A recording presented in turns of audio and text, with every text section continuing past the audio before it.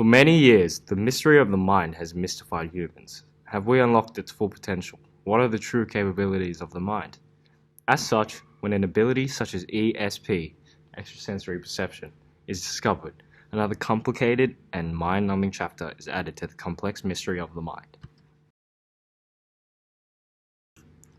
ESP is defined as the perceptions gained through not the traditional 5 recognized senses, sight, smell, hearing, taste, and touch, but the mind itself.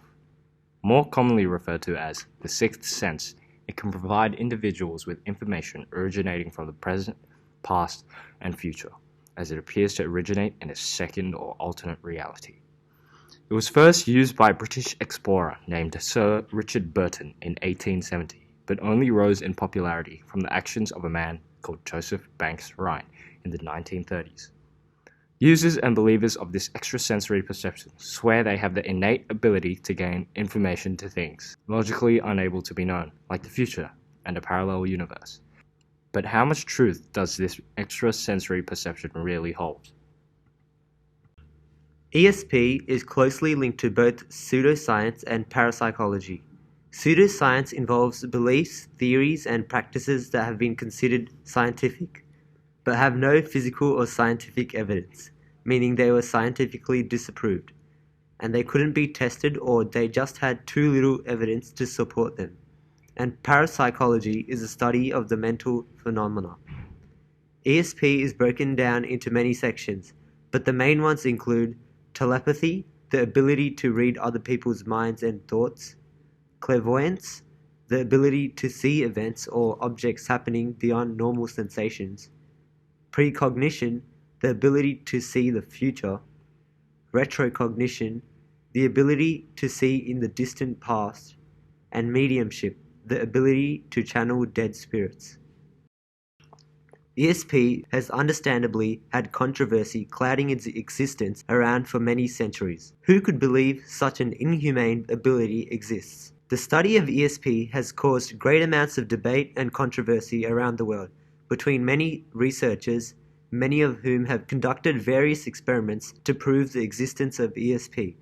Although many people have claimed to have ESP in one form or another, and how it is enabled to provide evidence of psychic phenomena through successful results, there's been many critics who have suggested that many of the methods used had technical flaws and have suggested there was not enough substantial evidence to scientifically prove the existence of ESP.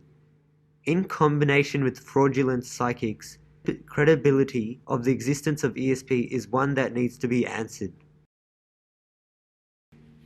Dr. Joseph Banks Rhine, an American botanist, was the most influential person in the prospect of the existence of ESP, as his work was the most publicized.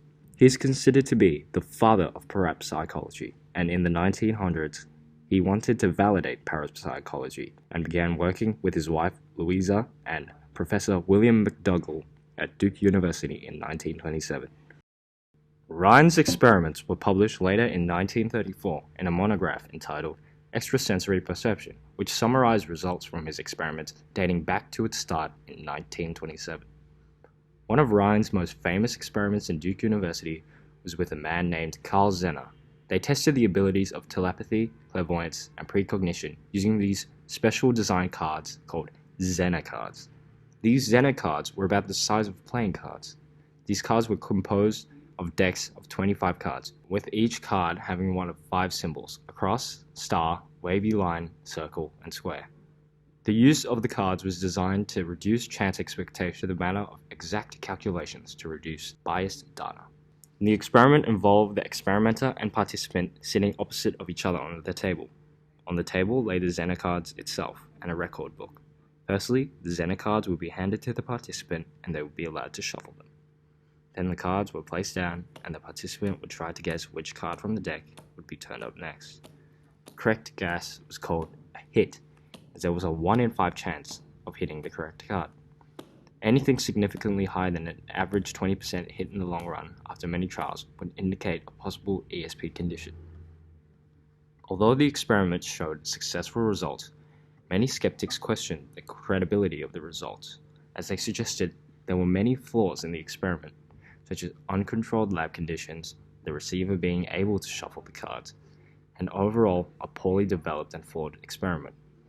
After many researchers had observed and tested the experiment, it was clear that it did not contain enough evidence to prove the existence of extrasensory perception. In recent times, there have been a number of researchers who have attempted to solve the mystery of ESP, with one of them including a man named Darrell J. Bem. Darrell J. Bem was born on the 10th of June 1938 and is a social psychologist and professor at Cornell University. He is known for his study of parapsychology, the study of psychic phenomena, specifically his works in ESP. Bem, as a professor of Cornell University, was able to conduct 9 experiments over the period of a decade on the hundreds of students attending the school. These experiments had the sole purpose of discovering ESP's existence. One of Bem's experiments consisted of asking the college students to choose between 2 curtains on a computer monitor. Behind one of the curtains was a black wall, and the other was a concealed picture, and sometimes it had an erotic picture to act as an explicit reinforcement for correct precognitive guesses. If students chose the correct curtain at a higher 50-50 chance, these results would suggest that students had some precognitive ability, as they were able to predict into the future. However, this experiment was tested and replicated by many other researchers, and the results did not match up, causing the experiment to be debunked. Later in 2011, he published his paper, and his findings showed positive results in support of the existence of ESP. However, the challenges from researchers resulted in many of Bem's experiments being put down, and his experiments were disapproved and were undermined in favor of the non-existence of ESP. This was done through criticism from researchers who argued the experiments were engraved in issues of repeatability, fraud, statistical inferences, and incorrect procedures for data analysis, as well as the experimental design itself. So we go back to our topic. Does ESP exist? From the research we have conducted, the answer is maybe. As of right now, there is no scientific and concrete evidence to 100% prove the existence of ESP. However, as of now, there is also no evidence that completely disproves the existence of ESP.